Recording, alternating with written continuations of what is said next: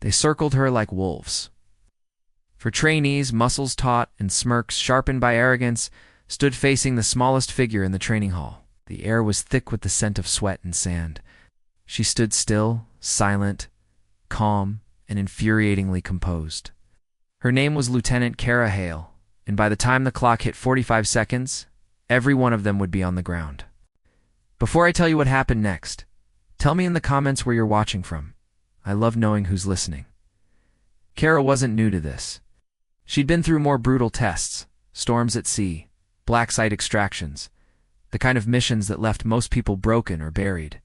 But this was different. These weren't enemies. They were her own recruits. Men who thought they could embarrass the Navy SEAL, who dared to wear a woman's nameplate. She could hear their whispers when she entered the room that morning. "SEAL, huh? Let's see it." Another voice followed. "Bet she got in through politics." She'd ignored it. But now, the drill sergeant's voice barked across the hall. "Demonstration round. I'll take 4. She didn't argue. She only nodded once, her gaze steady on the map before her. The recruit stepped forward, already grinning. The sergeant's whistle pierced the air. The first came fast, overconfident, swinging high. She ducked beneath his strike and pivoted, her leg cutting through the air with surgical precision. He was down before his brain caught up to what had happened. The second hesitated, but hesitation was death. She caught his wrist twisted and swept him to the floor in one fluid motion. A dull thud, a gasp, and then silence. The third and fourth tried to rush her together. A tactical mistake born of pride. Kara shifted her stance, reading them like an open book. Sidestep, a strike to the ribs, shove that redirected their momentum. They collided mid-air and hit the mat in a tangle of limbs. 45 seconds. That was all it took. The room went still. The only sound was the hum of the ceiling fan and the uneven breathing of the men on the ground. The others watching from the sidelines stared in disbelief. One of them whispered, "She didn't even break a sweat." Kara exhaled slowly, rolling her shoulders back. "Respect isn't given," she said quietly. "It's proven." Every single day. Her words hung in the air, heavier than any punch she'd thrown. But what the recruits didn't know was that Kara's calm wasn't born from arrogance. It was survival. Years ago, she'd been the one on the ground, younger, weaker, humiliated in her first unit. They'd told her she'd never make it. She remembered the laughter, the bruises, the taste of dirt in her mouth.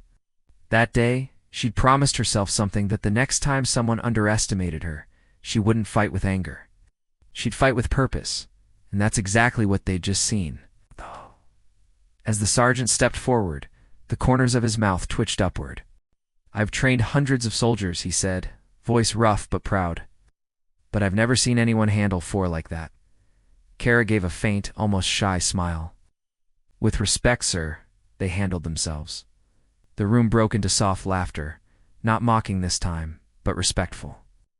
The recruits she'd floored stood slowly, rubbing their backs, avoiding her gaze. Yet when she passed by, one of them, the first she'd taken down, spoke quietly. "Ma'am, we were wrong."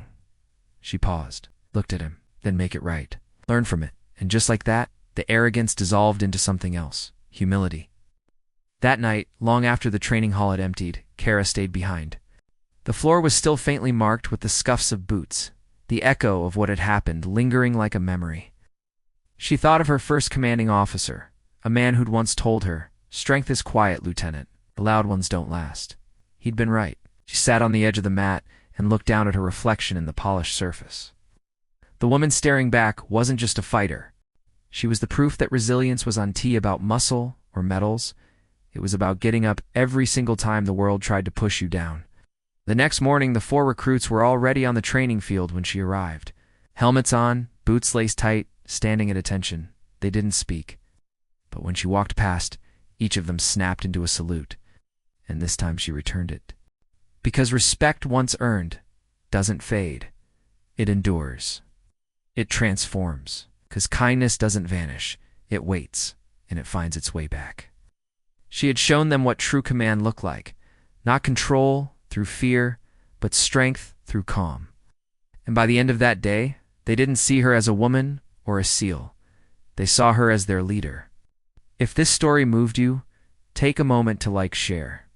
And subscribe to Whispered Words, where true courage speaks softly, but leaves an echo that lasts forever. And tell me in the comments where you're rewatching from. I love hearing your story too.